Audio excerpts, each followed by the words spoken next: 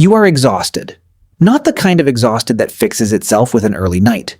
The kind that sits behind your eyes all day, that makes everything feel slightly too heavy, that follows you from morning through afternoon and into evening without ever fully lifting. And then you get into bed, and nothing happens. Your body is tired. Your brain is not done. The thoughts start. The replays. The things you should have said. The things you still need to do. The quiet, relentless hum of a mind that refuses to stop even though the person attached to it desperately needs it to.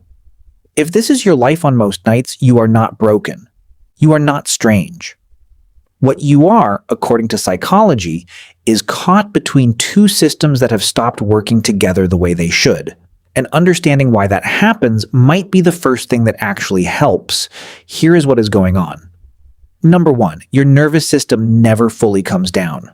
Sleep does not just require physical tiredness. It requires something called parasympathetic activation, the state your nervous system needs to be in to allow rest. The problem for people who are always tired but cannot sleep is that their nervous system spends most of the day in a low-level sympathetic state. Alert, scanning, braced for something without being sure what. This is not dramatic. It does not feel like fear. It just feels like being on.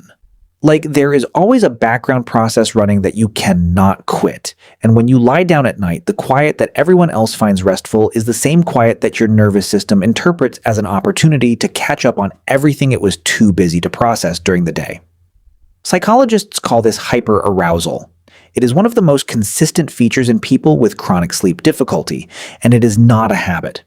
It is a physiological state that has to be understood before it can be changed. Number 2, you are more tired from thinking than from moving. Here is something most people do not realize about the kind of exhaustion that does not resolve with sleep. Cognitive load, the mental effort required to manage emotion, anticipate problems, monitor social dynamics, plan ahead, and regulate how you come across to others, is genuinely depleting in a physical sense. The brain uses roughly 20% of the body's energy at rest. When it is working overtime, that cost goes up. Many people who are always tired are not physically sedentary. They are cognitively overworked. Their exhaustion is real and metabolic, but it is produced inside the skull, not in the muscles. And that kind of tiredness does not discharge through sleep in the same clean way that physical effort does. It requires a different kind of release. One that most people never get, because they go from being mentally overloaded all day to lying silently in the dark, which is not rest. It is just a different environment for the same overwhelmed mind. Number 3. The bed has been trained to mean anxiety. Sleep researchers have a term for this: conditioned arousal. When you spend enough nights lying awake in bed, your brain begins to associate the bed itself with wakefulness and worry rather than rest. The pillow, the darkness, the particular quiet of that room, all of it becomes a cue that triggers alertness rather than drowsiness.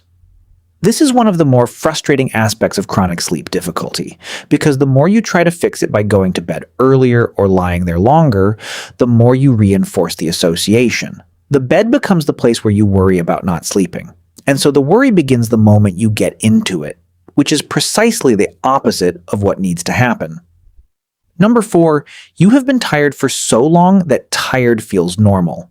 There is a psychological phenomenon called adaptation, where the brain recalibrates its baseline over time. People who have been chronically underslept for months or years often stop feeling acutely tired. Instead, tired becomes the background state, the new default, the way they assume everyone probably feels. This is dangerous for 2 reasons. First, it makes it harder to recognize how significantly impaired you actually are, because there is nothing to compare it to anymore. Second, it removes the urgency to address it. When tired is just how life feels, it stops reading as a problem to solve and starts reading as a personality trait. I have always been like this. I just need less sleep. I am not a good sleeper. None of those things are true.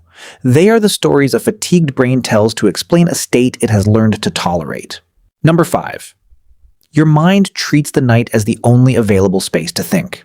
For many people, the only time that is genuinely quiet, the only time no one is asking anything of them, the only time there are no inputs demanding response, is after midnight when everyone else is asleep.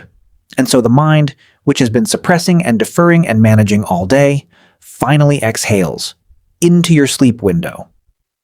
Psychologists note that intrusive thoughts and rumination are significantly more likely to occur during the transition to sleep for people who have not had adequate space to process their experiences during waking hours.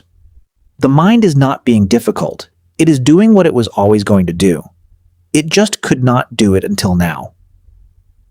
Number 6. You are not resting during the day, so the night is doing too much work. Rest is not the same as passive activity. Watching television is not rest for an overstimulated nervous system. Scrolling is not rest. Sitting down after a long day while your mind continues working is not rest. True rest involves a deliberate downregulation of the nervous system. Stillness. Quiet.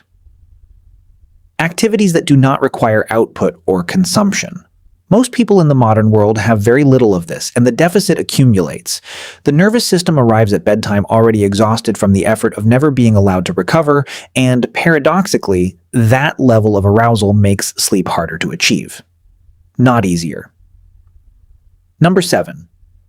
The people around you do not see it. One of the quieter difficulties of this particular pattern is how invisible it is. You do not look sick. You function. You show up. You get things done. And so the depth of your tiredness goes largely unseen, which means it also goes largely unaddressed.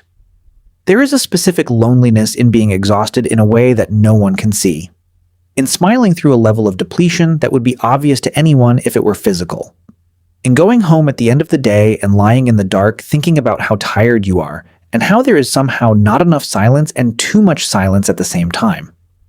Research on chronic fatigue and sleep disruption consistently shows that social invisibility of the condition significantly worsens both the fatigue itself and the emotional weight that accompanies it. Being unseen in your suffering adds a layer of isolation that compounds everything underneath it. Here is what the psychology actually points to.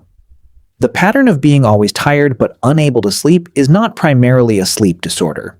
It is a nervous system regulation problem. It is the product of a mind that has not been given adequate space to process, a brain that has learned to associate rest with vulnerability, and a body that has been operating in a mild but chronic state of alertness for long enough that it no longer remembers how to fully come down.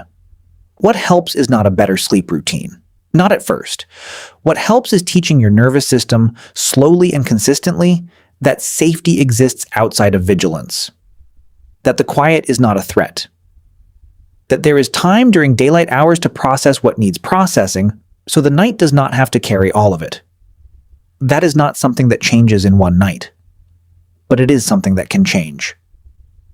If this is you, tell me in the comments how long you have been living like this. You might be surprised how many people are awake reading this at a time they wish they were not.